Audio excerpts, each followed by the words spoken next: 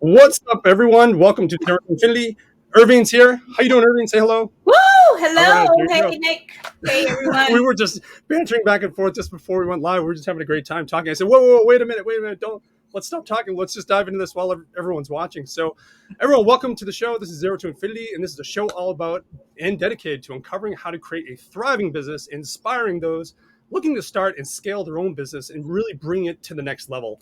And these interviews are really powerful for me, but also for the people that get an inside look into these conversations. So more the merrier, and you're more than willing to share this and leave comments wherever you can. We'll answer these questions live.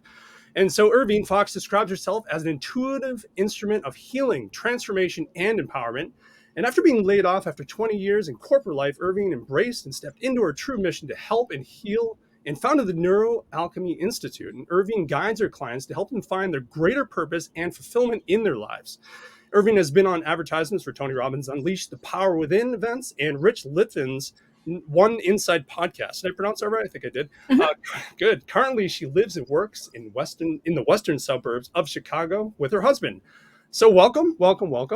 Hello. Thanks for having me, Nick. Yeah. So you and I met just within a week ago. We were down both in Florida. Yep. We took a trip down there to go see Tony Robbins, his Unleash the Power Within. This is the second time we've done this. And, if anyone has not gone, or if anyone thinks or doesn't know who Tony Robbins is, after this broadcast, go and Google him. I'm saying that because I've run into so many people that have, they're like, who? It's all the millennials don't have a lot of familiarity with infomercials and stuff from the 90s and today that Tony Robbins was a part of. So I highly recommend you go and check out some videos. And that's where I met you. And you were, and I don't know if maybe you can jump in here and describe like what Unleash the Power Within is, but it's basically, it was a huge place, a convention center. It was in West Palm Beach, and it was 10,000 people, giant stage. It was like just a rock concert. Totally. And of course it features Tony Robbins, but it features people that have overcome major adversities in their life or big obstacles in their life, and just showing not only like the inner game, but also the outer game, like tactically how they did that. And it was, the first time I went, it was, I didn't really know, I wasn't really diving into Tony Robbins at the time. And I did it and I was like, whoa. And so we did it this time, and just as good as the first time. So you have much more experience with Tony Robbins and that whole experience. Well, for me, the West Palm Beach event was the first time I went live. Yeah. And so I had attended virtually last year, his very first virtual event that he had in July of 2020. And that was mind blowing at the time. And I just said, oh my gosh, this is it. I'm all in. I can't wait. And I had the ticket to come to the first live event. And I said, I have to go for the experience. I've never been. And of course, as you know, this was his first time having the event in almost 2 years because of COVID and the shutdown. That's right. And the energy was just amazing, absolutely amazing. And again, I'll ditto you, Nick. If you have not heard of Tony Robbins and you're looking for some type of transformation or breakthrough, or just trying to understand what's going on in your life, he will break down and he talks about different areas in your life, and it's just transformational. But even beyond that, what I loved about the live event as well is just getting to meet so many different people who are on the same journey, and maybe they don't have the same experiences, but they have the same mindset of really growing themselves personally, wanting to develop and grow and to help other people as well. And so that's how you and I got into a conversation. We just started talking. I didn't even know who you were or what you were doing, and we're just blah blah blah blah blah blah blah. And, connection is created. Totally started connecting, and Tony Robbins, he's known for, I found out later there's been people that have just been there many times, and Mhm. they always say, "Oh, it's super freezing. It's like a freezer in the place." And I saw you throwing this North Face jacket, and I was like, "Oh, that girl's super smart." And I reached up and said, "Hey, nice North Face jacket." And you turned around and you started cracking up, and that's when we started talking. But I found out around that time from people that he turns down the temperature in order to keep people engaged, because when the temperature is warm, you sort of just get too relaxed. You're not, and the Yeah, learning starts dropping.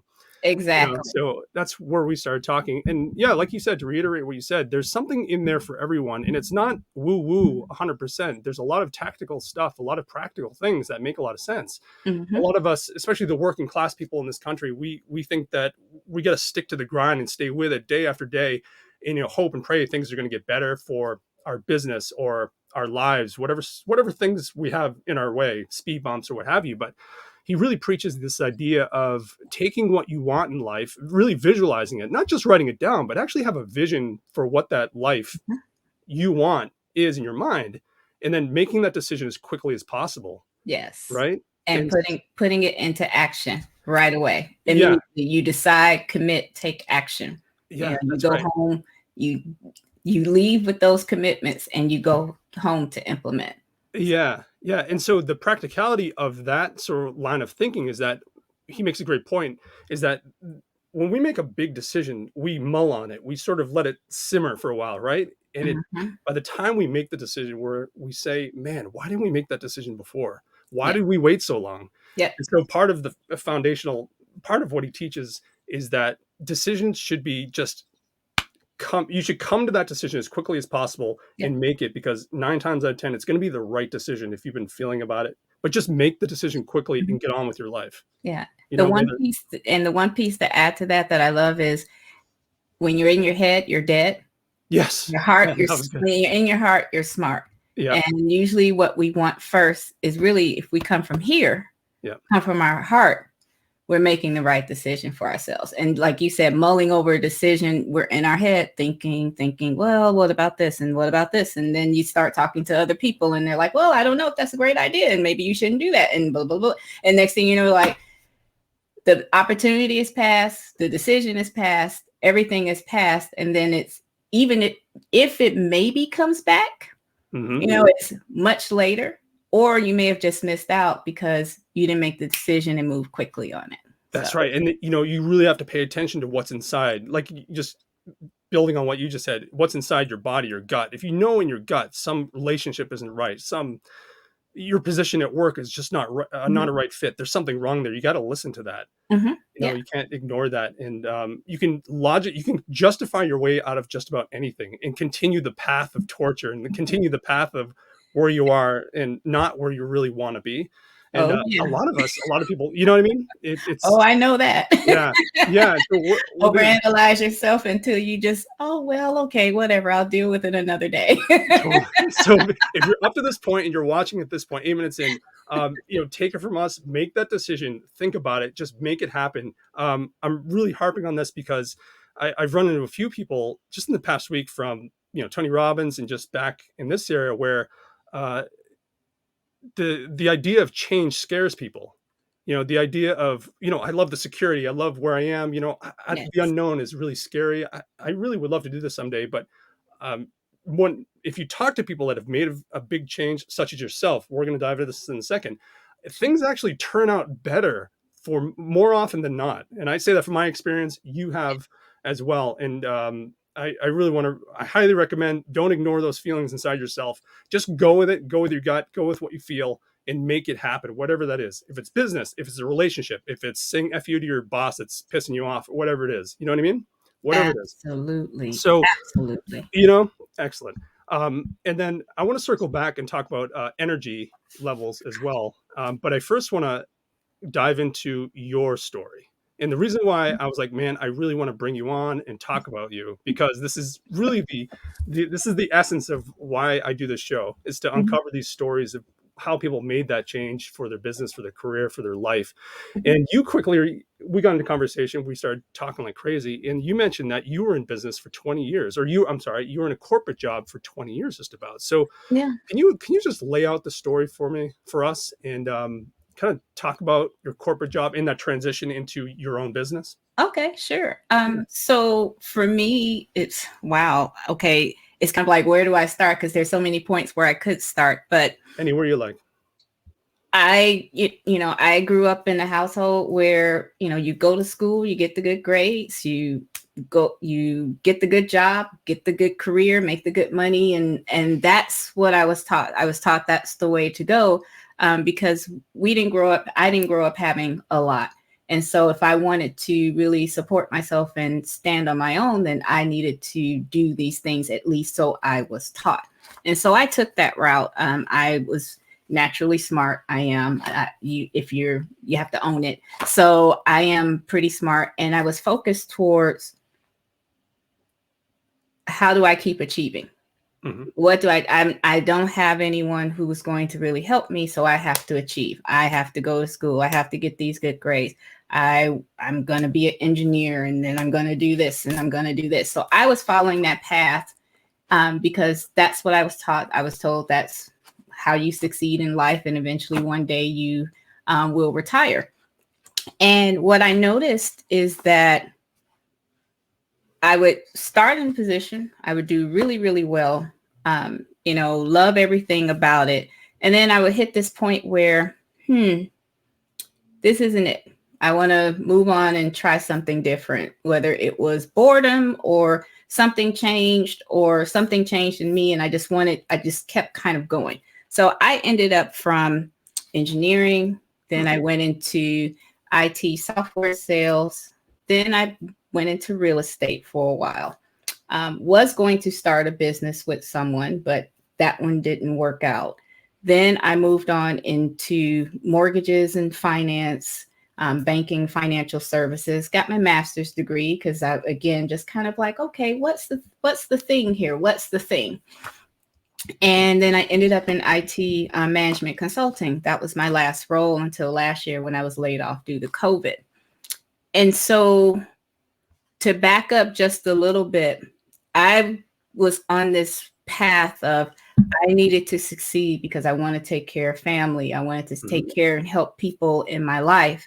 All the while I was losing family members out of my life. I lost my dad in 2008. And then in 2019 was really when it hit. My mom, I had not seen my mom all year because I had just started the new job, and it was a traveling job, Monday through Friday. You're at client sites. And I said, okay, I'm going to see her for Christmas. I'll see her for Christmas. I know I'll have the time off. And I went to Portugal for a week because I hadn't been anywhere the whole year, and I love to travel. So I said, okay, I'll go, come back. I'll go see mom, spend time for Christmas. And the day after I got back, I got a call from a doctor saying, your mom's kidneys are failing. She's in a coma. She's not going to make it. How soon can you get here? I live in Chicago. My mom was in St. Louis. So how soon I could get there was a 4-hour drive. My husband was in Dallas for a conference. And so I called him and I said, hey, I'm going to pick up my son because I can't drive by myself. Just, I'm like rattled. Like, what do you mean? What's going on? And so I get there, and she had passed 30 minutes before I got there. So, and I didn't even realize it at first because, you get there and you think she's just asleep because they said she was in a coma, but it didn't register that the machines weren't doing anything. And so, yeah, that's when it really, really hit me that something needed to change. That's when the first questioning started for me. And then shortly after, I got sick and I needed to go to the hospital. I don't know if it was stress or whatever, but I needed to go and get checked out at the ER. Then I lost a sister 2 months later in February. So that happened, and she passed away. And so I was like, wow, what's going on here? But then, I got a promotion at work. I got a raise. So I was really excited about that. And I said, okay, maybe I just need to, this is all a part of life. People pass, just this will somehow work itself out. Wow. Of course, March comes along and everyone's in this frenzy because of what's this COVID thing, and the NBA shutting down, and schools are shutting down, and universities are shutting down. And so Our client told us to stay because in banking, financial services, normally you're supposed to be on site because that's security.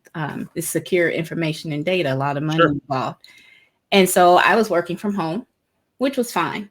But as this extended, I realized that, okay, if I'm not on a project, just the business model, at some point, something's going to happen. And so I ended up saying, okay, it was just one day finally in June. I said, I better start updating my LinkedIn profile and figure out how to get going and networking, because that's how I got my jobs. LinkedIn. I know how to work LinkedIn. And I ended up seeing an advertisement for Tony Robbins saying a free comeback challenge. And I said, wait a minute. Tony Robbins for free? He's never free. What is this? So I forgot all about updating my LinkedIn profile. I was just, okay, I'm registering because this is free and it may sell out because, he always sells out. So I said, I'm going to attend. And from there, it was like a pit. It was just this change of so many insights, things that we have already discussed. He talked about, and then of course the offer for the UPW virtual came, and I said, okay, I'm going to sign up. I'm at home so I can attend. It's okay. And then the day after I signed up, I was laid off. Holy shit! I kid you not. I was laid off the day after. But and that was the first time I've ever been laid off out of all my roles and everything I've done in my life. I had never been laid off from a job, which was fine. I said, okay, my boat was burnt for me. That's what Tony just taught me. What's the blessing in this? What can I do with this now? Right. And so that started me on a journey to discover really who I am. What did I really want? What is it that I'm really meant to do? Because I have been living my life up to this point of, okay, following the formula that everyone tells you that you should do. Right. And there's nothing wrong with that. It's just that it wasn't for me. And it wasn't getting me what I wanted in my life. And it just felt like life was suddenly like passing me by. And I'm like, okay, I'm missing family. I'm missing this. And all these things are missing because I'm trying to do all the things they tell me to do, to be that good person. But so it started a journey, and it was. So what, at the time, really it. So this new direction, before that, what was the feeling? What were you, it sounds to me like you saw the writing on the wall. Were you, and then moving into, you went to go see Tony Robbins. Did you have that sort of idea that I got to see a positive side of this, or before you sort of still in the groove of this? No. Okay. So yeah, good question. Thank you for that. What happened for me is that I always had this kind of in the back of my mind that I wasn't that happy, but I just said, okay, this is a part of life. You do what you have to do. Be responsible, be, the good daughter, the good wife, and all of that. And I just felt like, okay, maybe at some point, maybe I just need to do more self-care for myself. Maybe I need to do more things. So, I've developed this love for travel, which I still love and everything. And I just said, okay, these are my things that I do for myself, but it still wasn't really clicking for me. And so, when my mom passed away, I remember distinctly asking, I just said, you know what? I just don't know anymore. I put that out into the universe. I said, I don't know anymore. Everything I think I know, I don't know. And I just said, I'm so tired. I'm actually getting choked up now because I remember viscerally how I felt. And it was just I'm done. I'm so done. I don't know what to do. Whatever it is that I'm supposed to be doing in life. I literally had this, whatever it is I'm supposed to be doing in life. Yeah. I need to know because I don't know anymore. I don't know. And then just slowly, now that I look back from today back, you can see the breadcrumbs of things happening, the getting laid off. Okay, we got to get you out of here because that's not where you're supposed to be and you're not getting it.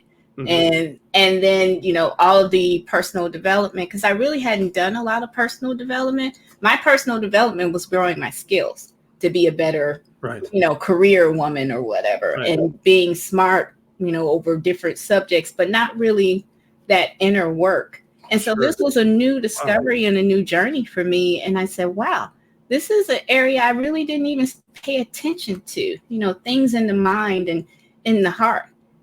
But the beautiful thing about it was, as soon as I started doing that, it was an opening to discover gifts within me, you know, talents within me that I didn't think were applicable to being in the corporate space, and really understanding, you know, spirituality within myself and how my life and what I had gone through can help other people. Because, you know, I grew up, don't talk, Ervine, you talk too much. Or, oh, Ervine, you know, nobody wants to hear what you have to say, and da da da da da. So I never thought I really had anything much to share. A limiting belief. Exactly. And that's what Tony and following different teachings and doing studying. And I realized, I said, well, no, that's not me. I am worthy. I do have something to say and to share, and I can help people. So, wow. And so so there was I gotta say, wow, that the whole journey there. And a lot of people would just sort of sit and stew and hope and wish for a new job to pop up, or man, I hope this COVID's gonna end quick, and you know, sort of live in that fear and live in despair. But it sounds like you had that transformation. You had that, like, you know what? What's gonna happen is gonna happen, and I have to do it, whatever it is, for myself. yes. And that sounds like it started developing around that time, and you started being comfortable with allowing yourself to, you know, be yourself, that real you, Yeah. at that time. And it wasn't easy. It's almost, you know, as they say, you peeling back the layers. Yeah. You know, because at first it was like, oh, I need to change my health. And so I went on this health thing, and, you know, I lost 38 pounds and I started feeling better. And I'm like, oh, this is great. And, you know, but then it was like, okay, let's go a layer deeper. And let's talk about some of the things in you know, those personal things that you haven't really dealt with in other areas of your life. And I was like, whoa, okay, this is a lot going on. But again, having never dealt with that, I'm a subscriber to now we can get to a place where everything that we've done before got us to where we are. But where we're going in the future, that's not going to carry us there. That's really the definition of being stuck. And so I had to really dig out some things, that deep inner work. You know, you'll hear people say that, to do deep inner work, because to go forward, wherever I'm going now, I'm getting glimpses of it. There's puzzle pieces to it. I couldn't carry all of that with me. I couldn't carry the corporate this, and, you know, the business this, and it has to be this way and this. No, it doesn't last. It doesn't last. It's a facade sometimes, unless it's really you doing it.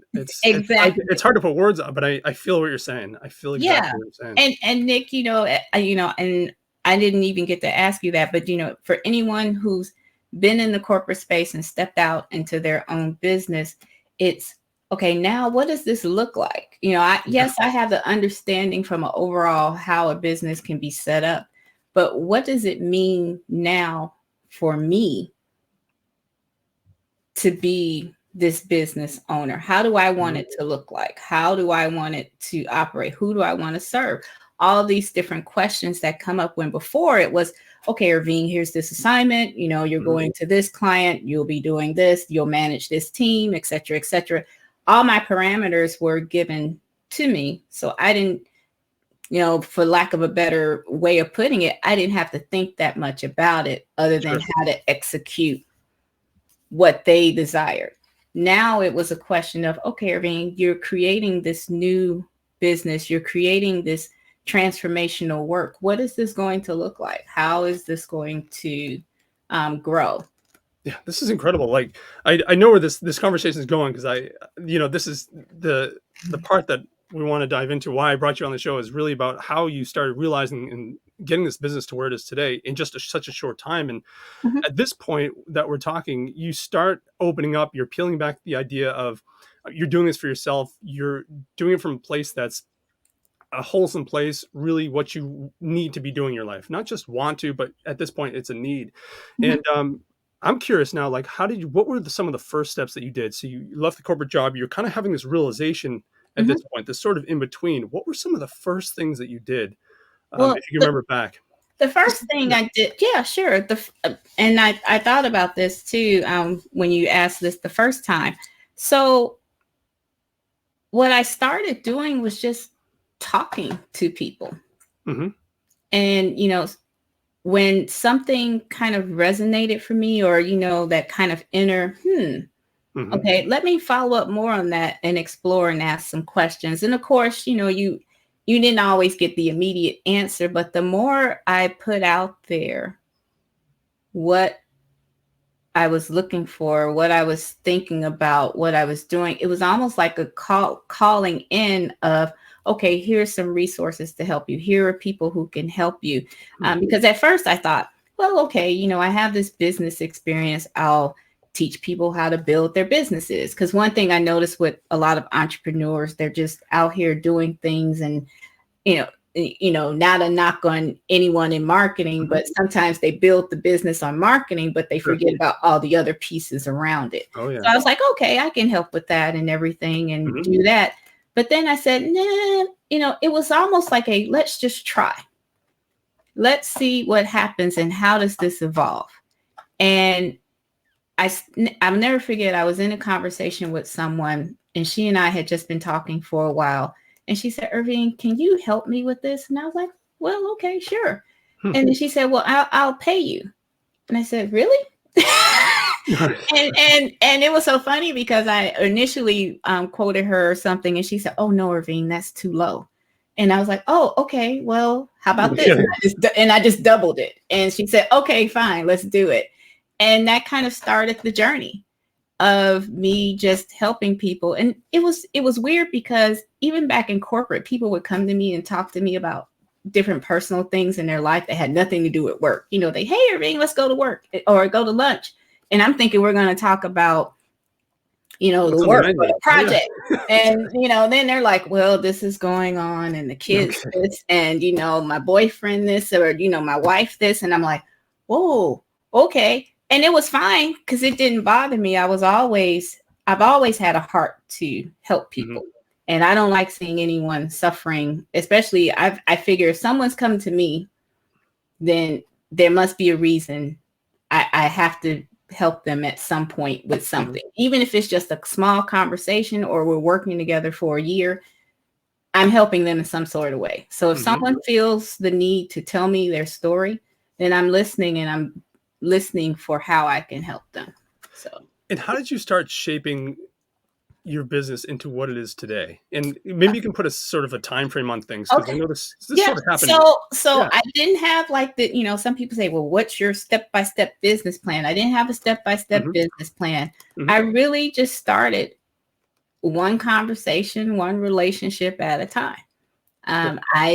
I love talking to people. I love connecting with people. I love getting to know people. Hmm. And I never go in with oh my gosh, you're going to be my client and this Yeah. is how I can help you. And this is my 10-step program. Hmm.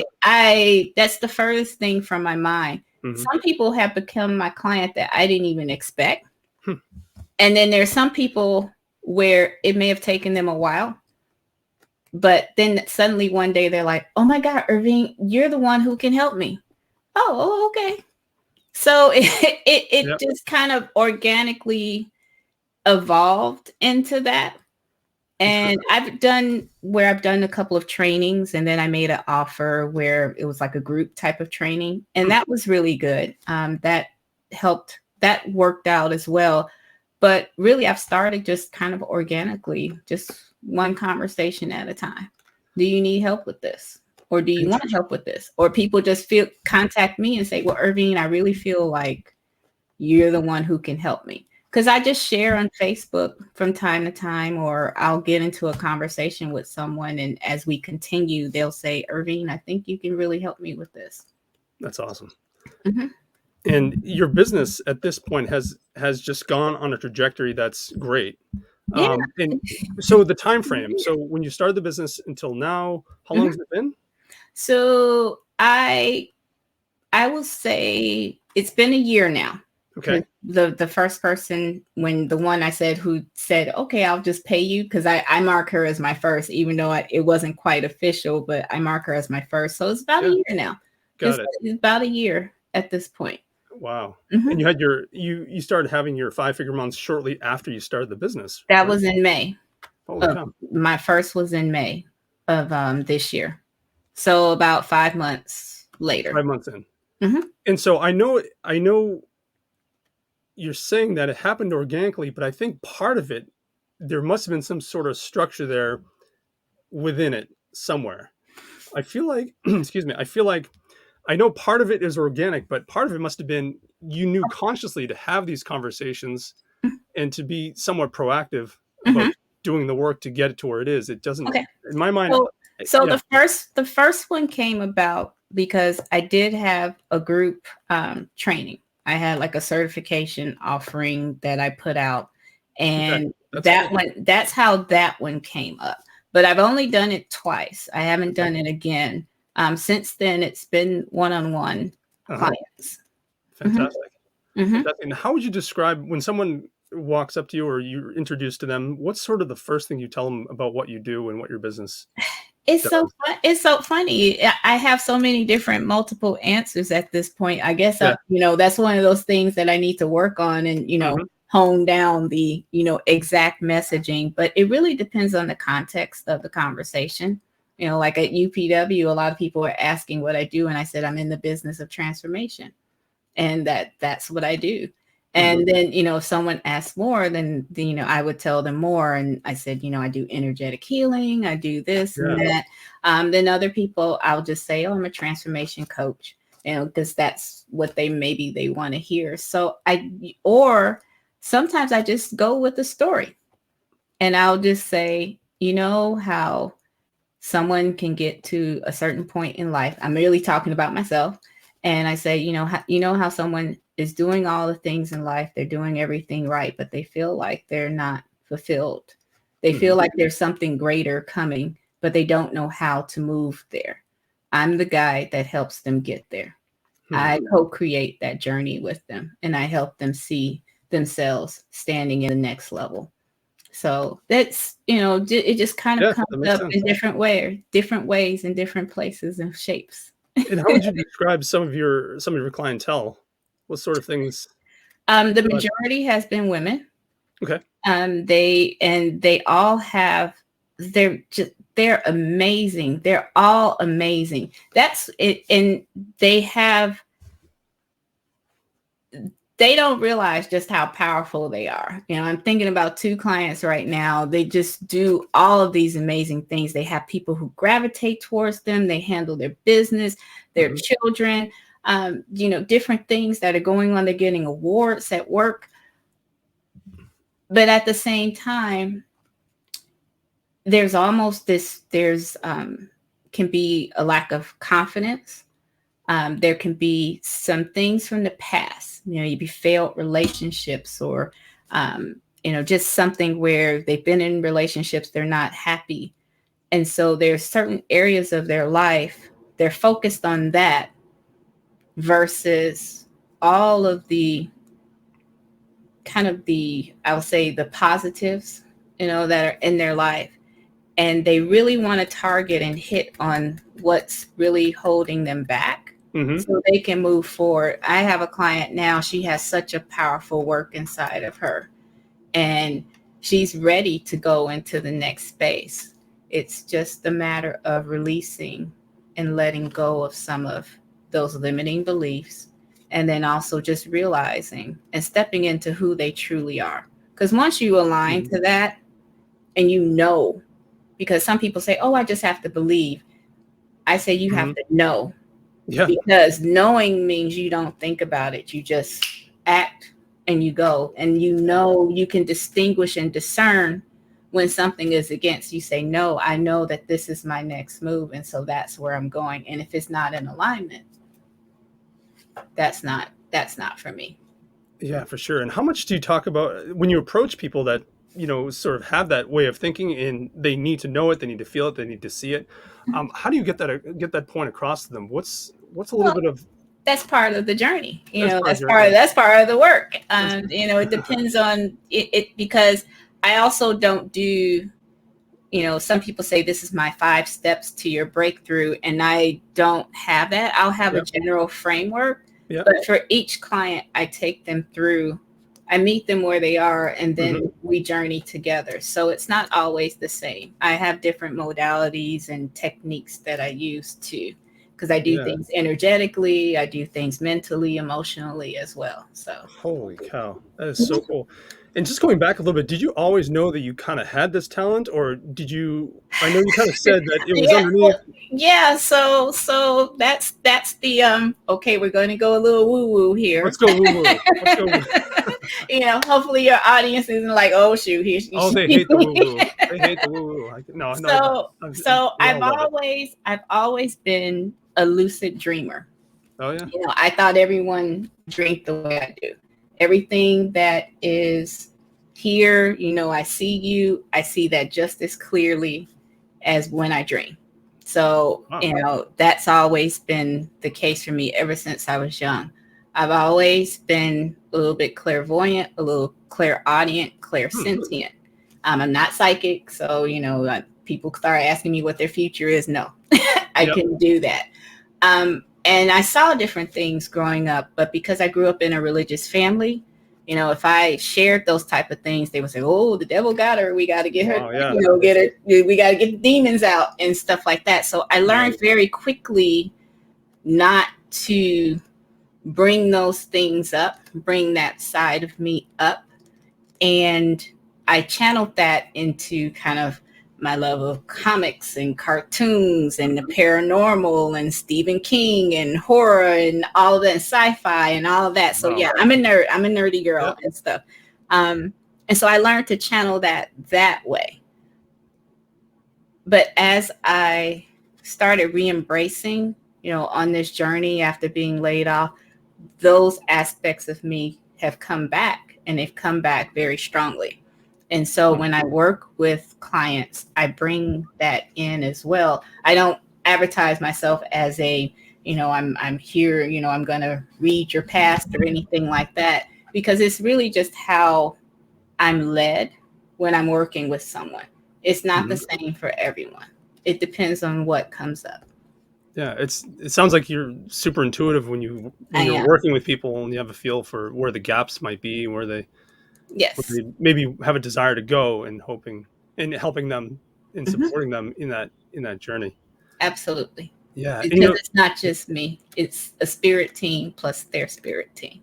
Yeah, this is so cool. It's mind-boggling to me because for coming, all that, just hearing you talk, and just I'm such a person of structure and rigidity and things like that, and that gets me into trouble a lot of the ways because it makes me inflexible, and I admit that, and that's, I think a lot of people that are going to watch this and hearing this, they probably can feel the same way about a lot of stuff because we're sort of like brought up sort of feeling that way, whether it's religion, household, whether it's school, sit at your desk, don't talk, pay attention to the teacher, the person that's at the front of the classroom. And we're sort of brought up to think that there's a certain way of doing things, a certain pathway forward and stuff like that. And just hearing you talk about, yeah, you know what, it just works. I don't know exactly how it works. It's just, I have the right feel for it. And I know where to lead people or support people in the right. It's interesting. It's messing with my head a little bit, but I totally. Here's the thing. I remember that. You were like, what? Yeah, and so this year, just even the Tony Robbins event twice this year has really thrown me for a loop in a super positive way because the people that are performing or achieving or executing at such a high level, they're all doing this, and they're not dishing out. A lot of them aren't letting you know that this is what they're doing. They think outside of the normal cultural things that we are expected to follow. And they're doing this stuff. They're doing their inner game. They're doing their energy work. They're, all that stuff, even lucid dreaming that you were mentioning, all that stuff. Super mathematicians have had inklings over history about throwing the chalk at the board back in the early 20s or 30s, trying to figure out a theorem and going to sleep and having a lucid dream about it because their mind's just running, and then waking up and solving it the next day. This stuff is not, it's not, it's not whimsical. It's a practical part of who we are as people. Yes. It's something that we really can't ignore. And if you think about like Tony Robbins, or you think about, or even the book The Secret, or if you've read that, or those books, they talk a lot about really digging deep into who you are, what you want, where you want to go in life. And just, I'm going to repeating what I'm saying earlier, but just really focusing on that, because you're not going to the last thing you want to do is wake up when you're 90 years old and somebody asks you, so do you have any regrets in life? Or do you have anything that you wish you had done differently in your life? And you're like, oh shit, I really wish I had just listened to my gut and had gone that direction, or had done that, or had made that decision a little bit differently. Because we, at this point, most of us believe that we're going down this path.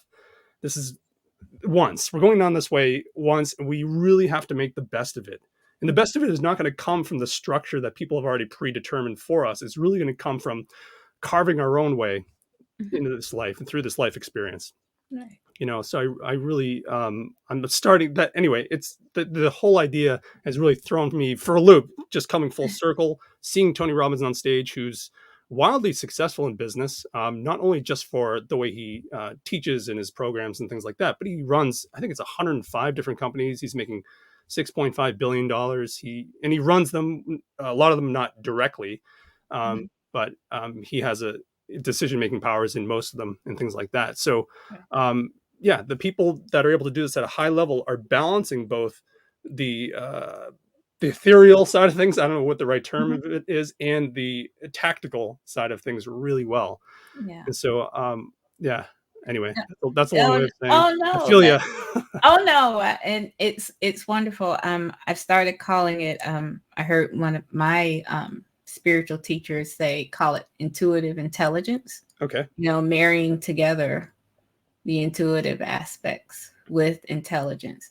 And the other piece to key on as well that I had to learn when I finally just said, you know what, I'm going to let go, as I started really going deeper into my own spiritual, journey, and, my own inner responses saying to let go and to really trust the universe, because our mind, our small mind, we just know what we know based on the past, based on what we've learned. But the universe is infinite. And there we have so much more resources to our disposal that are here. They're here to help us. And I kid you not, Nick, when I had like a $10,000 day, not a month, a day, it was kind of like, it wasn't, okay, I followed this funnel and I did these marketing things and I did all of this and, I lined this up and I did this. It was from a conversation that I had through being at a training. And because I spoke to someone and she appreciated that I spoke to her and talked to her about some things, and she wanted to give me some gifts for my birthday. And next thing you know, we have this conversation and she's writing me a check, like right there at the table.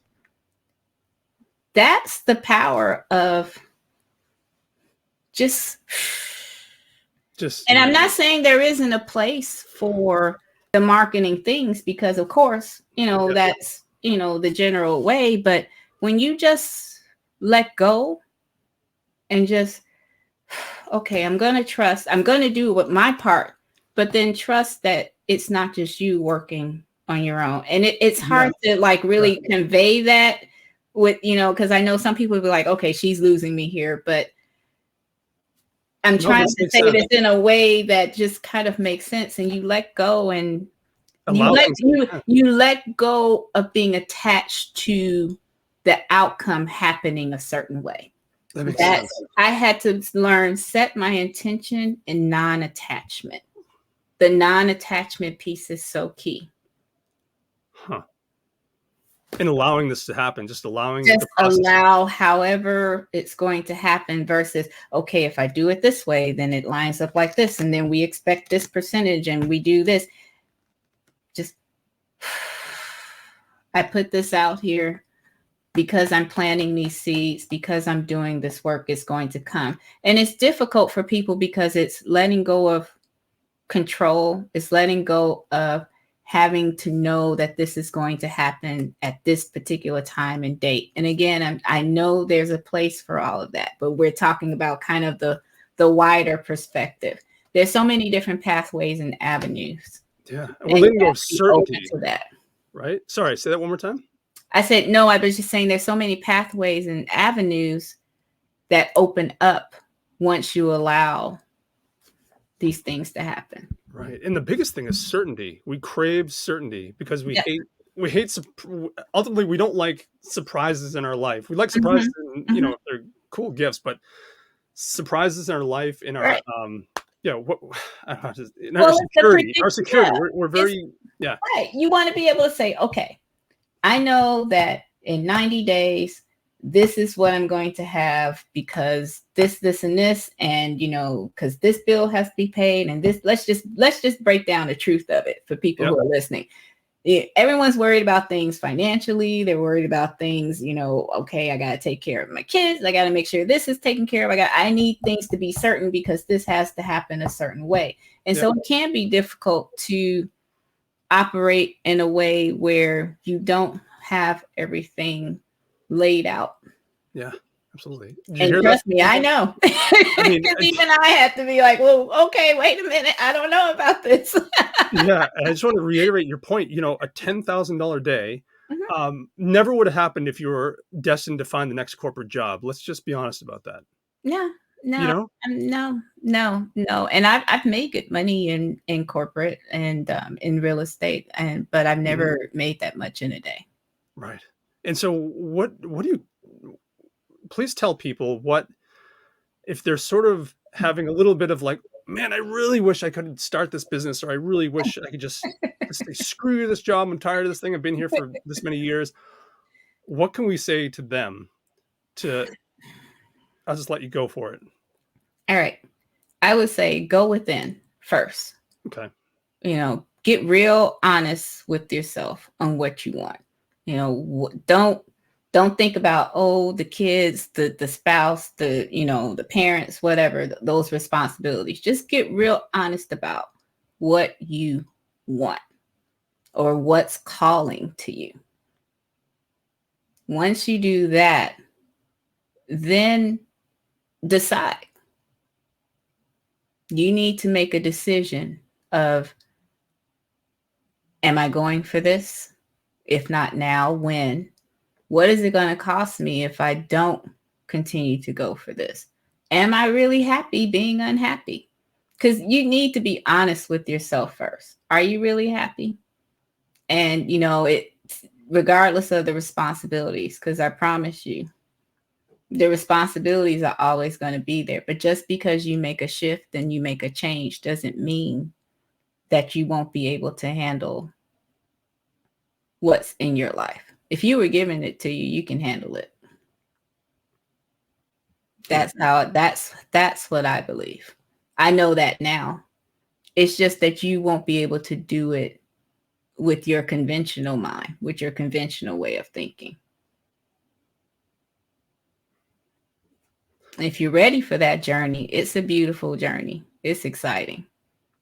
It is. It is. It's exciting. I will not change.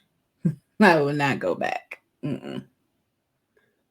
You know, you touched upon something that I think is really important, and you know, digging deep within yourself, but saying to yourself, can I see myself in 5 years doing the exact same thing? And that's torture. You really have to drive home the pain of experiencing that, not just saying it to yourself, not just saying it out loud or writing it down and hoping and wishing it's going to come to fruition or come to life, that decision is going to magically come. It won't. You really have to dig down and experience the pain of what it's like to stay where you Mhm. are and not where you want to be ultimately. Yeah. Yeah. You have to shock yourself. It's part of the process. It really is. You really Mhm. have to shock yourself and say to yourself, Yeah. this is can I really see myself doing this another day, another year, another 5 years? And And and let's not forget the how. yeah, People always stuck on how. And don't worry about the how. Just understand what and why. Once you understand the what and why, and you make the decision that no matter what, I'm going to make it happen, I'm going for it, the how will show itself. Because the how, again, if you get the 10 steps, you've limited yourself to all the other possibilities in which this could happen for you. it makes a lot of sense. That's the danger of, I always say, okay, put in a framework of, okay, I know that I'll have to get clients, obviously, or I know that I need to somehow put my message out here. I don't know how I'm going to do that. And yet now here I am on a podcast. Didn't have that on the plan. I know that, there's certain things I have to, manage my money and things like that. Those type of things. But if you're looking for, okay, this, then this, then this, then this, those things will come. The how is just a small piece. Like Tony says, 80% is psychology, 20% is the skills. That's right. The skills that's the easy piece. You're taught in corporate that, oh, the hard skills is the hard thing, but that's not hard. Anyone can learn a lot of the hard skills. It's those soft skills, the things that's here in your mind and in your heart. That's right. Get right within yourself and know yourself so that as you go along on this journey and keep your why as your compass to what you want. That's Yeah. the key. Yeah. So if I understand you correctly, so I understand, have a broad sense of direction of where you want to go. Don't get so focused on the small nuanced steps, because if you're not going to hit those steps, you're gonna feel burned, and it's not going to allow you to be flexible and move in a direction Yeah. that's going to pull you in the right direction, whatever that is. I know All we're right. talking sort of very, very Yeah, abstract here, but it's true. and I it mean, is. yeah, It's true. And even then, when you said, kind of what you want, like I still don't know the full end picture. Like yeah, as I go along the journey, it's kind of like, okay, I'm working with people. I know that this is my desire to help them. I've added the energy work, and I'm working with people and they're really excited about that. And I know that at some point I want to have something where, it's more of a learning center and people can develop themselves, because I'm about empowerment. I'm not about people being dependent upon me. Oh, okay, it's time for me to see Ervine this week and talk about what's going on in my life. No, sure. I want to get them to a place where they're empowered, because their mission is their mission. I can't do their mission for them. Mm-hmm. So I want to eventually do some things like that. And so I don't know fully what that's going to look like. I just know that this is where I ultimately want to see people grow. This is the work that I want to do in transformation. So how that ends up evolving and looking over time, I'm not saying this is this and then it's going to be here and this is how it's going to be. And some people get clear like that. That's great. I'm still creating and developing. So my reason why I say that is because for some people, they'll say, well, okay, all right, Ervine, you said don't worry about the how. And okay, fine, but I'm still not even quite clear on the full what. Yeah. Okay, get a idea. You know that you don't want this. Don't focus on that, but you know that there's something. Just try. Just go out there and try and let it evolve. A lot of us are also worried about failing. Oh, what if I fail? You can read books and books on people who are wildly successful and they failed many times before they That's were right. wildly You're successful. not successful unless you've had failures. You know, And it's part of the game. many people get tripped up on, I have to have the right answer the first time out, or this is it. No, Right. just have compassion for yourself and just allow yourself to evolve over time. Yeah. There's very few people who have started out in one area and then that's what they stuck to, the whole time throughout. Everyone evolves, everyone innovates. Innovate is the word. You have to innovate and pivot. Those are the words now that everyone says, and you have to be able to do that. At some point, you're going to do that. But allowing yourself to make that happen, allowing yourself to be drawn into that, not drawn into it, just allow yourself allow the process to unfold the way it's going to unfold. If you're going to fail, it's going to be okay. There's so many people around you. You can talk to whatever will help you out. But the biggest failure is going to be when you look back at your life and you're saying to yourself, shit, I should have done that. Oh, trust me. What if? That's that's going to be the shittiest feeling if that's going to be your life. I guarantee it. Trust me, I had a online business in 2009. I was importing organic products from different places and selling them for your hair, skin, and health. 2009. And Amazon had reached out to me saying, hey, we want you to sell your products online here with us. And because nobody else was selling these products. And I was like, oh no, I don't know about this and Amazon. And I don't know if I'm going to fulfill my orders. And I don't know what's going on. And I started allowing myself, or I got to a place of where I got overwhelmed because I was thinking about how, and what about this and what about that. And anyone who has an e-commerce store knows that 2009, during that time, to have an e-commerce store during that time, and if you just kept going through today and doing all the things. I'm sharing this story for someone out here. I don't even know why that story came up, but I put it out here because somebody's going to resonate with that. And they're going to say, holy shit, I need to, excuse me for my language. But right. Yeah, they're saying, yeah, I need to make this happen. How many, we can all doubt ourselves. We can all, try to run back to the comfort of safety. But at some point, you're going to either get pushed, or like you said, you're going to get to a place where you're, laying in your deathbed saying, wow, I wish I had. And you're out of options. You're out of options. You don't, that's right. That's a great point to get across. And you don't even have to get to your deathbed. You can just get to a place where you're not even able to do anything much anymore because just older age or whatever, health issues. Yeah, even better put. But you don't want to get to a point where you don't have options, right? You don't want to put yourself in a position where that's just, I'll put a period on that. You don't want to get to that point where you don't have the options to just explore and figure things out. Yeah. I want to talk now a little bit about, getting energy up when you're making these decisions to jump onto something new, explore something, move into a new direction in your life, and how important the energy component of this is. Okay. Tony Robbins does a ton of this. All the people that we saw, again, it wasn't just Tony. Let's be clear, it wasn't just Tony Robbins at this event. It's his brand, it's his company, but there was plenty of people that that were there that were teaching and all this stuff. And one of the main things that they were really getting across and making sure that everybody had was high energy.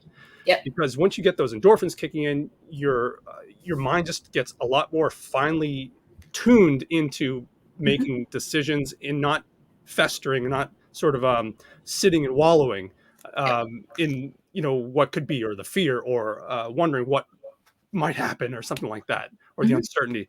But it's this idea. Can you speak a little bit about, we'll go back and forth, but just talking about getting the energy levels up no matter what you do, and getting into a habit of getting your energy levels up, whether it's going for a walk first thing in the morning, whether it's trying to work out, whether it's just sitting in your chair, just moving your arms around, but getting the blood flowing as a habitual thing to do daily, because that will really activate your mind.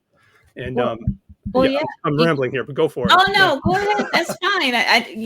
That's fine. Hey, Nick, do what you do. So Tony talks about when you get into state, your physiology. Sure. That's what you're talking about, the energy, your physiology. And movement. You have got to move your body. I know that one of the key things for me when I was going through kind of my health decline and everything, and diabetes coming up, and just all types of other issues, it really hit me. I said, okay, I need to move.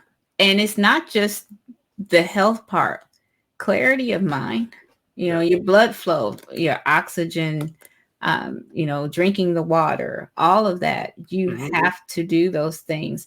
And so for me, when I first lost the 38 pounds, I got involved with the Kinergy, and I started doing all these different kind of working out. I changed my diet. I got rid of the sugars. I got rid of the, I stopped eating most meat, like fish I would have, and then occasional chicken. So I did all of the medical medium things that we learned, the lemon water, the celery juice. Yeah, right. And I changed that alone, just changed a lot. Yeah. So, but you have to stay on it because I'm, again, full disclosure and truth, I gained like 10 of it back. Because I fell into my old pattern of being focused on work so much and not doing the things that I needed to do. So after this event, I've already lost 5 pounds, getting back on good for you, what I need to do. But the energy piece is so important, and not just, the moving of the body, but also just elevating our own thoughts. Because again, what do we focus on? That's the second piece. What are we focused on? Are you focused on, all the terrible things that are happening, and the pandemic, and this is shut down, and all of this, and something happened on the news? And I've never been a news watcher anyway. I couldn't tell you what's happening in the news. I get my news from my husband and other people who tell me, okay, well, that's fine. Because I just don't allow myself to get sucked into it. And then, what are you focused on? What do you want? Are you focused on what you want? Or are you focused on what you don't want? Are you focused on what you have and being grateful for it? Or are you focused on what's missing in your life? All of that is going to, because where focus goes, energy flows. That's the piece that Tony talks about. That's really key. Where focus goes, energy flows. Energy is everything. Without energy, there's nothing. So when your energy is focused on, all of this is happening, and I don't understand why this is all this, and this is terrible, and this is this, and this is that, you're focused on that, so you get more of that. It's going to keep happening. It's a spiritual principle. You're just going to keep getting more. Wherever you put your attention, you're going to get more of that. That's why one of the key things that you learn is not to focus on what you don't want. You use what you want as your guiding to pull you towards that. Because if you focus on, I don't want this, you don't know where you're going. You're just kind of like, I just know I don't want this. I just know I don't want this. But you don't know where you're going because you're focused on, I don't want that. That's right. You need to focus on what is it that you want so you can allow yourself to be pulled that way. And let's just dive into this a little bit. Like, we're combining the energy levels to get our brain to where it needs to be to find clarity and a clear perception of what our goals should be in our lives, what we really want. And the way to get there is to move our body, whether it's starting minimally or actually just diving in, however you want to do it. But just pause for a second, just understand that what we put in our bodies, what energy, whether we're working out, it's a cumulative journey in our lives. It's not like you do it once and it's better. It's like our life experience is a cumulative thing. So we really have to break the pattern that we're currently in, develop new habits and patterns, and continue that as hard and as possible, as fast as we can. Like today, it's not like, I'll get to it. Just go for it and ramp it up, right? Because the accumulation of what you're doing is going to build and build and build, and you're going to really just develop a new version of yourself that's really closer to what you want ultimately. Yes. And absolutely. And it's so important. So it's the combination of doing those things. And when you have a clear mind, clear conscience, and you start recognizing it's all working together. Your brain is tied in with what you're eating. Your body's tied in with working out and moving around. It's things just start to click together after a while. Mhm. And we hope and pray that we get to a point where we can experience that every once in a while as much as we can. And Mhm. you mentioned something about the news, and a while back, the news. I heard this from someone, whether I read it or something like that. But Mhm. back in the 50s, we're going to take a little tangent here. Back in the 50s, the 1950s, into the 60s. So there was a shift there that happened with our national media, with news, with broadcasting television, where it was the 50s and before were very unified. It was there was only a few channels. We were very rah, rah, rah, like all about coming together and like a nationalistic sort of approach. Like we were very, everybody needs to band together and, be behind whatever the country is going through at the moment. And then something switched in the 1960s to where the news stations and TV realized that they could get more eyeballs for longer durations of time if it was switched over to the negative. And Mhm. so two things happened with that was that they were able to get more eyeballs, and as a as a result of that, they were able to sell more advertising. So it's I just want to harp on that fact that news today, a lot of TV programs are really driving home the shock media, the negativity. You never hear anything positive. It's negative because they're able to keep like a series. It's like watching a series. You want to find out Mhm. what happens. They're able to get many times more eyeballs onto their channels, onto their news cycles, because they're able to sell those ads and make way more Mhm. money than they were able to before. So Okay. just be aware of that. That's happening, and it's not by accident. No, So it's not. it's not. It's It's not by accident. I mean, it's a conditioning to, it's so funny because even when, you can go online and on social media, and if you're on there long enough, you'll notice a pattern, depending on who, you follow and your friends. It's almost like, oh, I don't want to see all of that happy, happy, joy, joy. They're always happy, happy, joy, joy. right. And then, but they're engaged in the drama of someone did this and this person did that and they said this, or Yes. it's cool to be snarky and nasty and to start something up and Yeah. Yeah, and yeah, you're absolutely right. Social media does this, and they do it so well. It's becoming it's a huge issue because yeah, ultimately, as human beings, the last thing we need in our lives is to have this stuff popping up every single day of our lives. It really gets in the way yeah, of what we ultimately want and distracts us from our true goals, whatever that is for you. yeah. Just be aware of that. And To where your just focus where goes, your That's right. energy flows. That's right. You only have so much energy throughout the day, and you Yeah. really want to not put it into negative stuff. You really want to Mhm. focus and bring as much of it as you can into what you Yeah. want. And Um, I have to be careful all the time. It's, you go online to do something on Facebook. Oh, I just want to respond to this message. Someone sent me a yeah, message. And next thing you know, you're down this rabbit hole trying to find this and that. And it's especially like in groups. Oh, what was yep, that post? That was a really informative post, and you can't find it again. So then you're stuck on there. Next thing you know, you're looking at this. And then of course, you can't control the ads. So whenever you go on there, yep, you're getting hit with all these different ads, and it's just, yep. whew, it's too much. I've never been a fan, but I also like what yeah, Russell, I think it was Russell Brunson. Oh yeah, Russell Brunson said one time, to be a not don't be a consumer, to be a producer. that's When right. Yeah, social media, look at social media when you go on there, be a producer, not a consumer, and do what you need to do, get on, get off, and go about your day, because you want to use it as a tool. At least people in business, and from a marketing perspective, use it as a tool, but don't get caught up otherwise. that's right. Just Don't That's move right. on. Don't be the consumer. That's a great way to put it. Focus on being the producer. Not Hmm. I love that. That's Yep. really well put. Another thing I want to touch on is this idea of emotion. Now that we're talking about social media, we're talking about the media in general. Hmm. It Our bodies work with emotion as well. Our Yes. minds work with emotion. If you can tie, Tony teaches this. I'm not. This is not original to me, Hmm.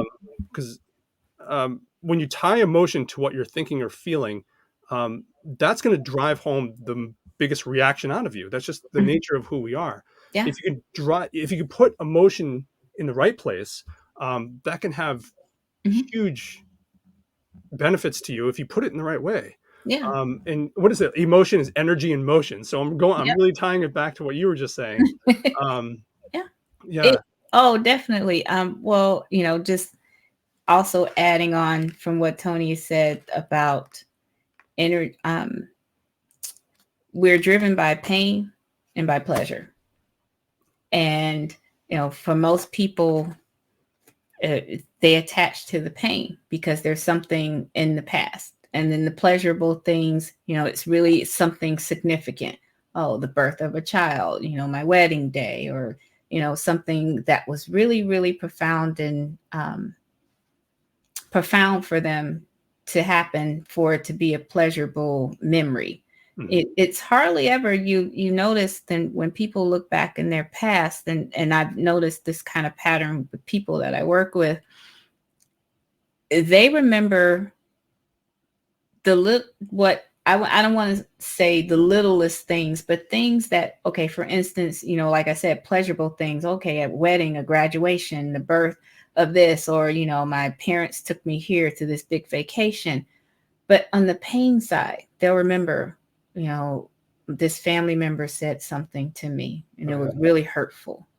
Some words that was said, or they said they would do this, but they didn't do it, or it's almost like the mind, because the mind is meant, for survival. So it's Mhm. storing all of the negative things of the past. And even though there's pleasurable things, they'll key in to remember this, and they make decisions on how to keep themselves safe from different things, not for those type of experiences, to avoid those type of experiences going forward into the future.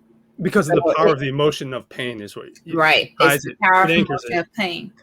Right. Interesting. And so to get people to shift the meaning, which is the third piece of the triad of being in state, again, the energy piece. So you have the physiology, you have the focus, and then the language and the meaning that you give things. And that's the third and really powerful thing to remember. What's the gift in something? Tony says problems are a gift. What is the gift? What How can I turn this into a way that empowers me? Because Right. if you sit in something and you look at it from, yes, this happened, am I living in it as a victim? Because when you realize that you've been living in a situation as the victim, and you never say, well, how can I take this and shape it in a way that's empowering to me? Because when you feel like now that you're empowered, you're at cause, you can Yep. make decisions and you can now move forward. That drives you and projects you on a trajectory of empowerment, Yeah. as opposed to living under the effect of things. That is super If important to that mention. makes any sense. That Yeah. is super important to mention. Mm-hmm. We've all had our situations in our life or something. Mm-hmm. Growing up, some bad thing, like including myself. Not a good Same. situation. And Same. if you can Mm-hmm. take that and not stew on it, not focus on it as something like, man, I can't believe this happened to me. It set me up in such a bad path in life. But you Mm-hmm. turn it around and say, what can I learn from this? I saw Mm-hmm. what that person did, or I saw what the situation was. Mm-hmm. What can I pull from that and just move in a new direction, an opposite direction, Right. and and be grateful for it. I know that Yeah. sounds kind of crazy, but be grateful for that. Allow Yeah. yourself to be grateful for that situation, for you to realize Mm-hmm. that you're able to transform what your thoughts are, what you're feeling, and who you want to be Mm-hmm. into something totally new and different and opposite of that situation or where you came from. Some of the Absolutely. most interesting people I've ever talked to or ever come across have been the people that have had, really crazy things happen, or they've done crazy things themselves, and um, yeah, they just turned it around and were Mm-hmm. able to, like a lot of people we saw last week, um, Oh yeah. just huge, huge stories. A couple of them, my jaw was just dropping to the floor. Like Yes. you're Yeah. like, man, I have no excuse. I have no excuse compared to some of the stories that we were hearing out of there. Everyone has different levels of whatever it is. It doesn't matter how, whatever horrible thing or great thing or whatever it is. Mhm. Everyone is on this. It's we're ourselves. We're our own Right. people, and whatever it is, just use it to your advantage. Whatever you can Yeah. say. You know. And it's so true. It's not to negate the experience, because we've all, myself included, I have multiple different things that have happened to me. Yeah. But again, how do you shape that and transform it? Because I've chosen, especially in certain situations, how can I use what's happened to me to help others? Yeah. Sometimes there are people out there that feel like they're alone, or, that this happened to them and no one else understands. By you sharing your story, whatever that is for you, or me sharing my story, whatever that is for me, you know, that can help someone and maybe just give them a spark of, okay, this person has been through the same thing that I've been through, and yet he have changed this and transformed this into a way that not only just empower themselves, but to help other people and empower other people. Yeah. That empowering And pieces. so, Yeah. and that's what I remember, because for me, I'm a believer that we're all one ultimately. Mhm. And so we're here together to help and support other people. Yeah. No, and we're not islands amongst ourselves. Yeah. Hmm. That's so true. There's plenty of research, that came out that was kind of pushed aside. I read this book recently, coincidentally, called "The Field" by Mary McTaggart. You can look Okay, that up, but sure. man, I love reading. oh yeah, blew my mind. I actually bought this for my dad. He was interested in reading. Ultimately, couldn't read it, and Hmm. because of his eyes. But I said, just recently, I just picked up the book, and it's amazing through even in the 20th century. Um, all the studies, all the research, all the time that people put into pushing themselves to uncover how we as human beings are more like a hive that are super more connected than we ever thought. Hmm. That was sort of pushed under the rug from academia and popular Hmm. science. Hmm. I don't even the right terminology, but there are people throughout history that have uncovered amazing things about how we interact with each other as humans. Hmm. That'll blow your mind. And it really, when it's boiled down, you break things down, it comes down to energy and the way energy Yeah. is. And we're all interconnected and it's Yeah. proven by science. This is not, I can't articulate this well enough to prove it to you guys, but I assure you that when you read this book called The Field, you'll read about the idea of intention, Yeah. or a proximity. Hmm. Um, some of the stuff that we've been talking about here today and the power of that. Yeah. It's not all nuts and bolts. It's not all books and pens and writing thing, whatever that is. It's really, it comes down to the energy in the way it flows or the way it doesn't flow. Yeah. It's mind boggling. I can't believe I'm even talking about that. I'm blown away. I can't believe we're talking about this I side of love things, it, but because this is my space. I'm like, I know. okay, Nick, I'm feeling You're everything feeling that it. you're So yeah, saying. it's blowing me away. And this It is, is. this is rooted in Well, science. Yeah, go for it's it. all about our own frequency and our own vibration. Yeah. When I started this journey, just sharing very quickly, I was at a point where, and this again, starting my journey of what to do next. I mean, I felt like I didn't even have any friends or anyone to really talk to really share what was going on with me. A lot of people who had been in my life before, they were no longer around, or Yeah. I just felt like they weren't going to get it. I just knew they weren't going to get it. And so through my own work and my own, inner work and inner transformation, as I raised and changed my energy, my own frequency, you know, I've been attracting like-minded people who are now in this space, and I have amazing, amazing friends now, Wow. amazing people who have come into my world in just a short period of time.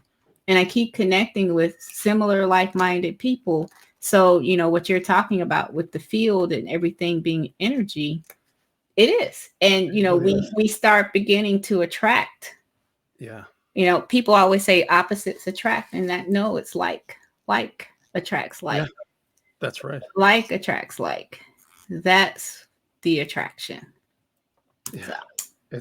It's wild. Yeah. And, yeah, check out that book. I highly recommend it. They were doing I studies. wrote it down. Yeah, they were doing studies. I'm gonna check it out. They were doing studies. A couple. I don't want to ruin it, but there is one story in there about how they had they were doing these tests. Okay, they were doing these tests with like baby rabbits or something, if I remember correctly.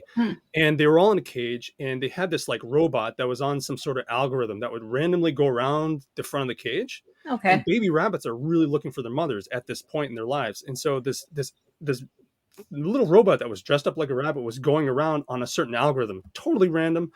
And they found that the intention of the baby rabbits wanting their mother was able to extrapolate out over a long period of time, over multiple studies, was able to get the algorithm to tune towards the rabbits more often, to the point where it was statistically significant. And this is, it blows my mind. Like, this stuff is not, don't just throw this stuff away. Really think about this stuff. If you're watching this, it's really powerful. It is. Yeah. So, man, we've covered a lot of bases.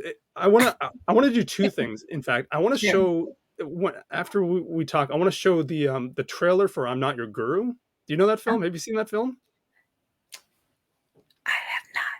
You have not?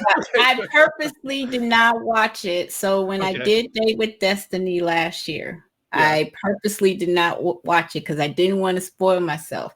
And every time I get myself ready to watch it, it's like something else comes up. But I have it for this holiday. I said I'm going to watch it over the weekend because I know it was just the 5-year anniversary and everything. Yeah, and I was like, I have to watch this. I absolutely have to watch this. And I know people are going to talk about me who are watching, like, Ervine, you still haven't watched it yet. No, I have not. I'm going to watch it. We watched it just. I know it's amazing. Yesterday. I've seen clips though. I've seen clips. I want to play the trailer for people. I highly recommend it. It's on Netflix. It's called "I'm Not Your Guru." It's sort of like it's basically it's a film about 4 days into this program called Date with Destiny, which is one of many. Do you want to dive into Date with Destiny? I cannot recommend Date with Destiny enough. So I talked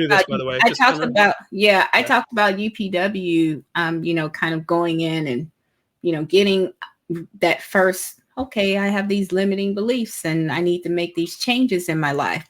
And so I still was trying to figure, okay, what's next for me? Yeah. Date with Destiny. That's where he takes you much deeper. You're going to come out knowing your mission and your purpose.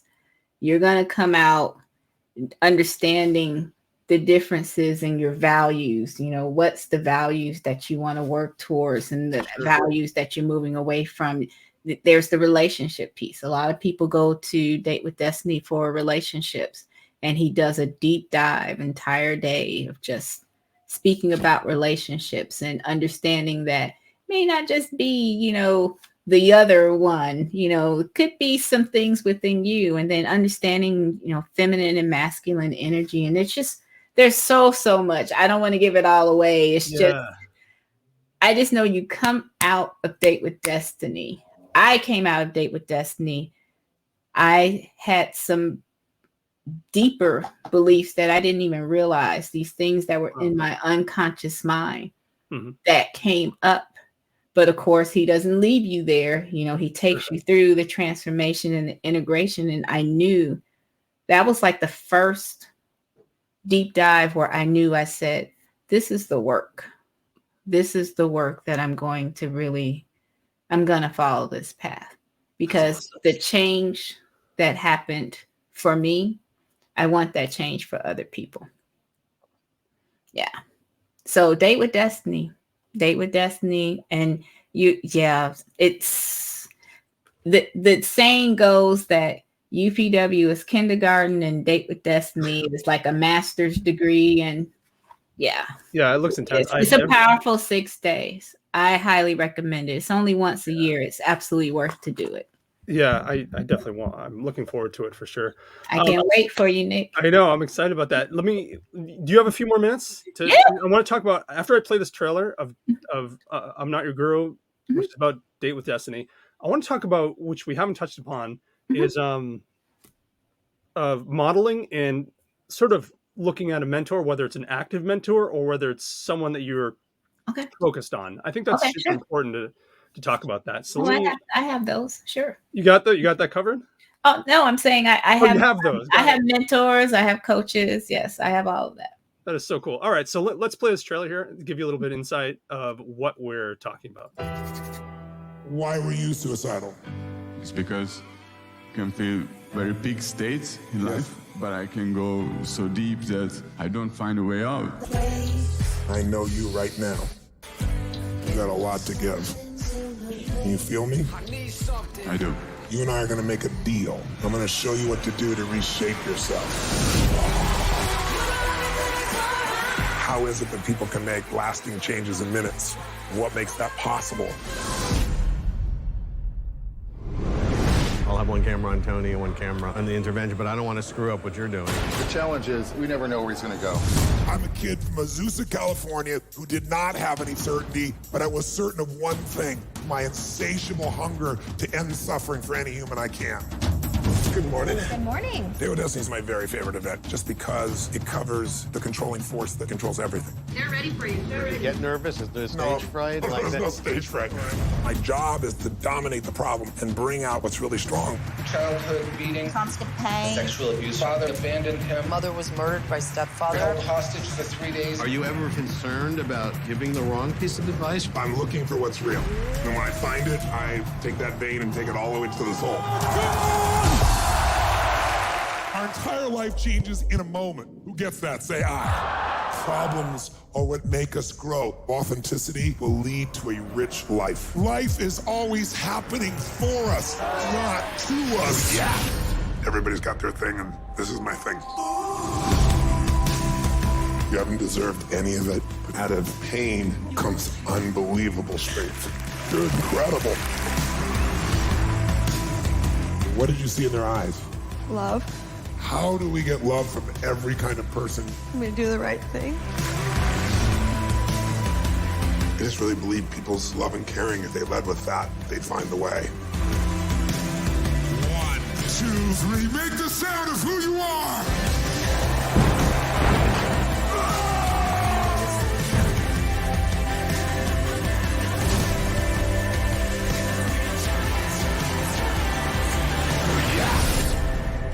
Make your life a masterpiece, my dear friends.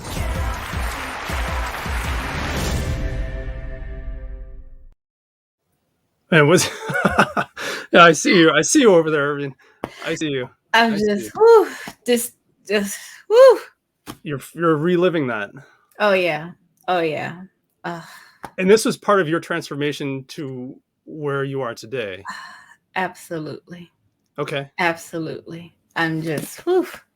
My heart is just, whew, it just opened up. Just, yeah. Date with Destiny. Yeah, you know what? I'm ready to bury my head in my hand only because I was one of those people that looked at events like this, people like this, and whatever, and pulled them into like, yeah, okay, it all sounds so good, it all looks so good, but what's the And I'm embarrassed to say that I was one of those people that sort of like threw it aside and said, no, this is life is tough. We got to just get through this and you'll work. But it's not. It's it makes a huge difference. It's like you're saying, you had that experience. Whatever it was for you, whatever it was for me, it's made a huge impact on my life since I first did it back in March, I think it was March or May, up until now. It's really, yeah, it's been, anyway. What do you have to say about that? I just say, if you can get to Date with Destiny, get to Date with Destiny. It's just,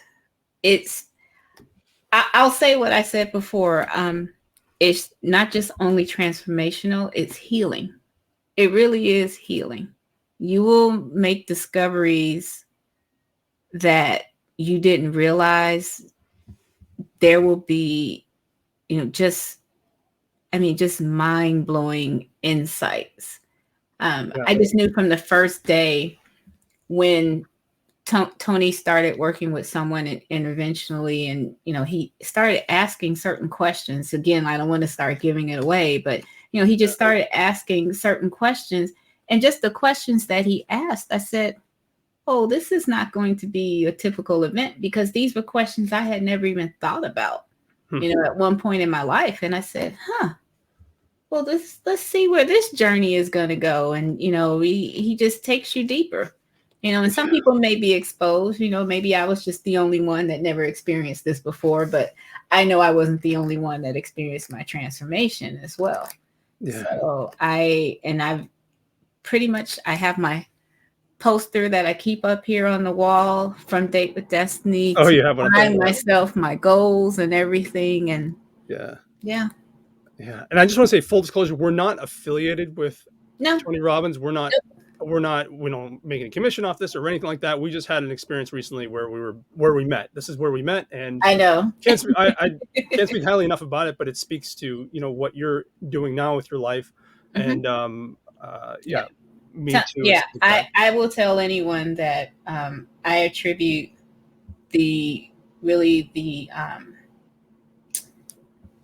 this start of this journey by making that decision to attend that free Tony Robbins event, and then going deeper and signing up for the other courses. I mean, yes, there's other people out here, because it is your decision, and you have to again begin to explore who you are and what you want and who you're going to be and how you're going to serve, because it's there's so many different ways in which you can help people. You can be a volunteer, you can serve in schools, even on your job. I know there's people out here that's like, I'm not quitting my job, and you don't have to. There are people who are building programs within their work, whatever that looks like for you. I'm not saying go run out and do this or do whatever. Find what it is for you. Because a lot of people say, oh, I want to be just like Tony Robbins, or I just want to be just like that. And maybe that's not for you. There's many different ways to serve and to help people. It doesn't have to be his way. You find your way. He even tells you that. Find your way. That's right. Yeah. Mm-hmm. And one of the things you mentioned, or I wanted to mention or hear from you, is this idea of, we live in time right now where the internet is at our fingertips. We have so much information that we have access to.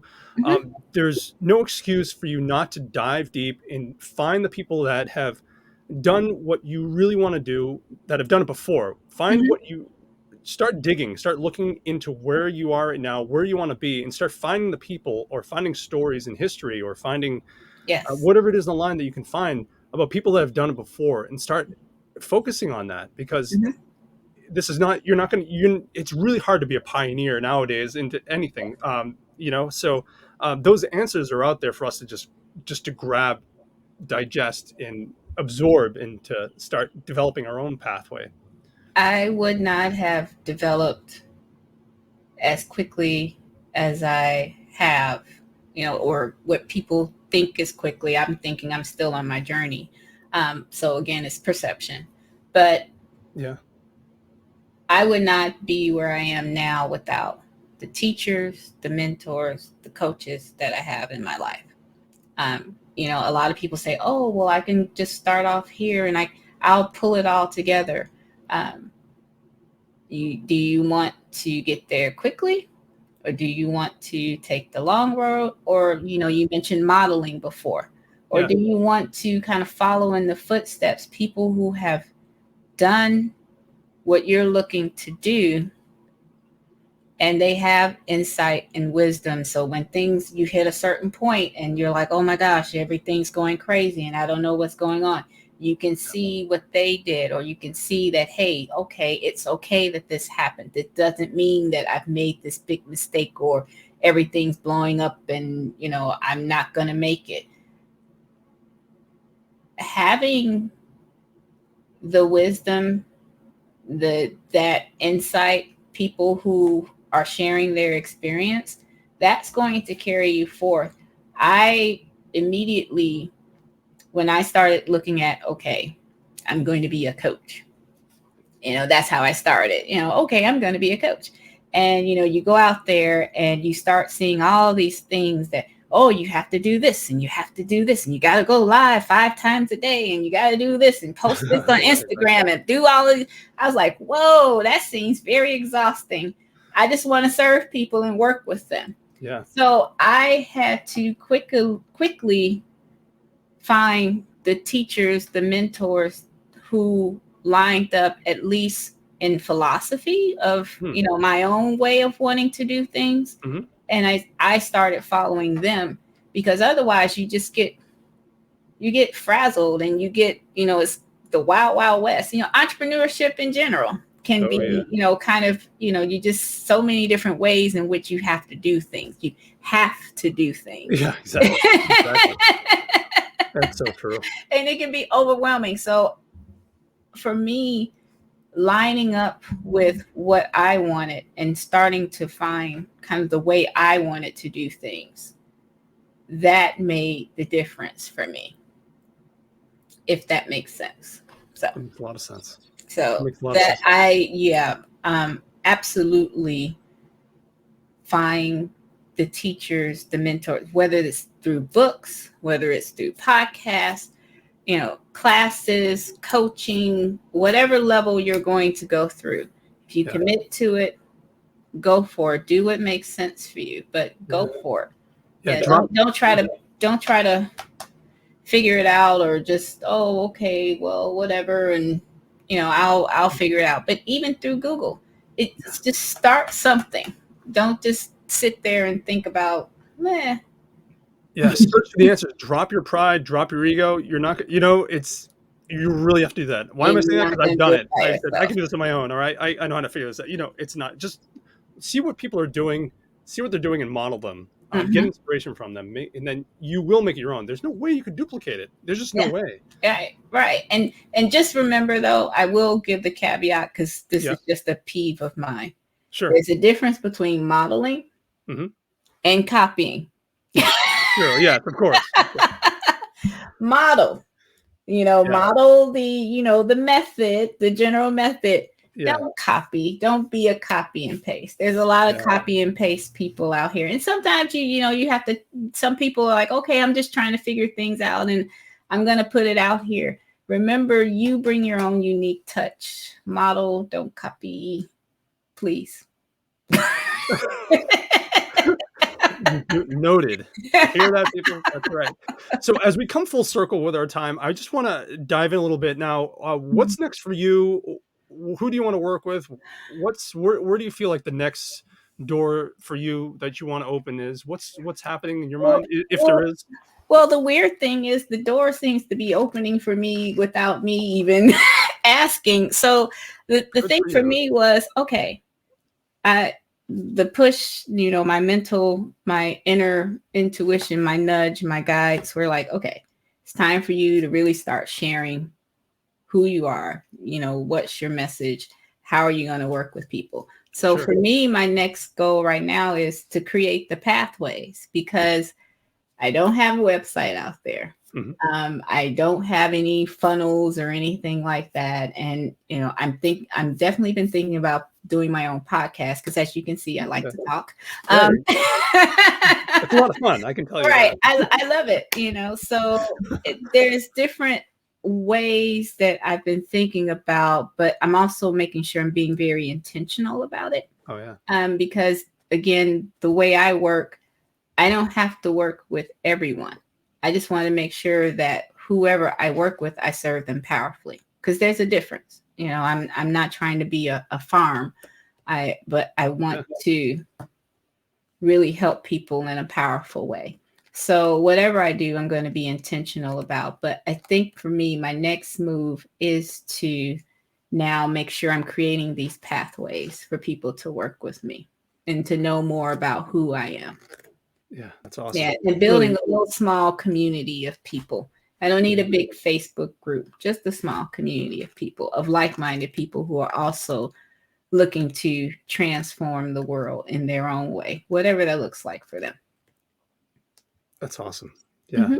You know, just hearing you talk, and it's just blowing my mind. You know, people just listen to this. We're talking, or saying, $10,000 days, no website, no social media, no funnel, no, this is possible. There's a difference between feeling like you're ready and just getting out there and doing it. Yeah. Taking the bull by the horns and just making it happen. Ervine wanted to work with people to make a difference in their lives, to improve the quality of their lives, to fill in the gaps where they needed it, and just be the right person in the right place at the right time for them. Mm-hmm. And she's making it happen, and people are hiring her to do this.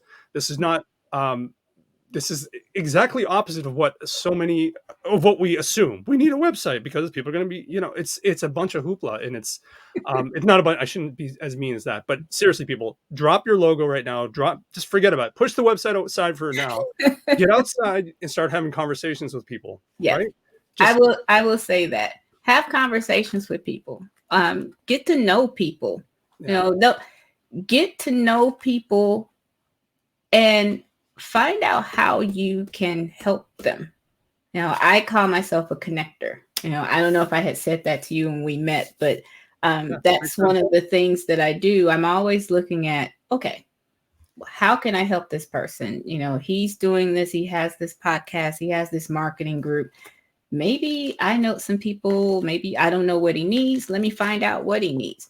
And I'm always listening. Sometimes I'll just outright ask. I'll say, well, what do you need help with?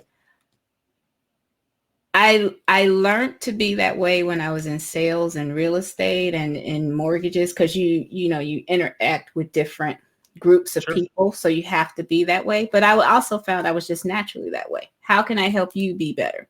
Mm-hmm. When you come from a place of being curious about people, wanting to know about them, and looking to help them, you're already ahead, because a lot of people are just, oh, I want to tell you all about myself, and this is all the great things that I've done, and this is the blah, blah, blah, blah, blah, blah, blah. And I'm like, oh, okay, you don't know anything about me, but you want me to work with you, and you don't even know anything if I even need what you have. Yep. So I'm always looking, how can I just like people. I have friends all over at this point, and just know people all over, because I just genuinely am interested in people. So be interested. The other thing too is, it doesn't have to be an immediate sign up today. A lot of people do these, these 30-minute, I'm talking from a coaching perspective now. People do these 30-minute discovery calls and things of that nature. And I don't do those. I already get a feel for where I'm going to go and how I'm working with people based on the conversations that I have. But see, this is more of a longer term relationship. And again, because people want things more instantly, it's okay, well, I need to do this. And I know some people will say, oh, well, how do you systematize that? I don't have an answer for that. I just know where I am right now in this phase of my business. I want to build word of mouth. I want to work with the people who I'm supposed to help, because again, I bring a spiritual component to this. So maybe I'm not for you. Maybe it's for someone else to help you, and that's okay. Yep. I know it's a different philosophy. Some of your people may be like, "Oh, okay," but this is how working. It's working. It's going in a trajectory that's a lot of people would love to experience. And this is the reason why I brought you on here. And I wanted people to see this, experience you, and understand your philosophy and understand where you're coming from. I think you're just a ball of light that's heading in the right direction. You really are. Thank you. Man, as soon as we struck up that conversation we met last week, I was like, I gotta keep talking. And I appreciate that. You know what I mean? And I really hope that we can have you on again and do this again. And this is the longest one. It flew by, and I know. I was like, I in the back of my mind, I said, oh, well, I don't know if Nick is aware of the time. I have the time. I'm not going anywhere, but okay. We have plenty of tape, plenty of film, plenty of tape going on. We have lots of comments. I want to just bring them up. Diane mentioned, I don't know if you know Diane. Yes, I know Diane. Yeah, hey, Diane. Yeah, she's there. We have Yura saying best thing ever. That's great. So if you guys are out there and you want to make comments, please leave this here. Ervine's going to be shared on this post. We have another one from Olga. Mm-hmm. Yes. Oh, the first one. I'm sorry. We have another one here. Yes. Oh, there you are. Ball of light. That's right. Thank you. Oh. So this is going to be shared, and I want people to ask you questions and pick your brain. Really get this conversation going. I think it's super important for people to hear this, hear your story, hear your philosophy. If they're timid, don't be. Just get out there, start connecting. You know what I mean? Yeah. This is what it's all about, and we're here to help. So, and if anyone wants to reach out and have questions, reach out for me. I'm on Facebook. I'm on LinkedIn. Happy to have a conversation. I love it. Do it. Make it happen, people. Reach out to Ervine and have that conversation with her. You're going to get a ton out of it, and I hope you guys share this with people that you like and need it. And that's where I want to leave it. Is there anything else you want to mention, or did we miss anything about? I don't think we've missed anything. I think we've put it out there. I just think all I can say is just take the leap. Yeah. Just take the leap and go for it. Just take the leap. What's the worst that's going to happen? You actually might enjoy yourself. Exactly. And you may actually just enjoy yourself. I'm enjoying myself so very much. High five to that. Virtual high five to that. Yeah, I'm telling you. High five, Nick. High five. Wow, this has been super awesome. Thank you so much. We're running super long, and that's fine. There was no time limit. This is the longest one we've ever done, and I keep them going if it's a great time. But this is the longest one I've ever done. Oh my god, we've ever done. So, all right. Thank you so much. Well, hopefully it works out well for you. What's that? What? I said, hopefully it works out well for you that you. Yeah, of course. I just want to get people to hear the conversations that I have once in a while with great people, and that's just what it is. And again, this is the beauty of look how we connected. Right. Take that as an example, Nick. Yeah, that's right. Get around people that that are similar to you. Make it happen. Because it wasn't even just the Tony event. There were 2,000 people there. And that's right. And the two of us met and just started talking. I didn't know what you did. You didn't know what I did. We just started yapping. Yeah. The energy in the room was just such it's just like that. You never know. You really never know where this life is going to take you. And that's what I say, be open. Yes, you can have your strategies, you can have, this is how you're going to do things, but also be open. Yeah. Sweet. Yep. All right. Well, thank you so much. I hope we can do this again. Maybe we'll bring you back on, and we'll just see where you're at, and all that stuff. I'm sure it's going to be. I'm excited. What I'm saying is, I'm excited to see where you're going with all this, and it's just an exciting time. It really is. Oh yeah. Well, I'm glad we can connect like this. In touch. Definitely, Absolutely. Nick. Thank you. All right. Thank this. This was so much fun. Yeah, leave comments, share this with someone you like, or whatever you want. Let me know if we missed anything, and get in contact with Ervine. This has only been an hour, 47 minutes. There's way more to this conversation that needs to be had. So just make it happen, people. Get in contact with her fast. She knows what she's talking about. Thank you so much. Thank you, Nick. Yep. Take care. Bye.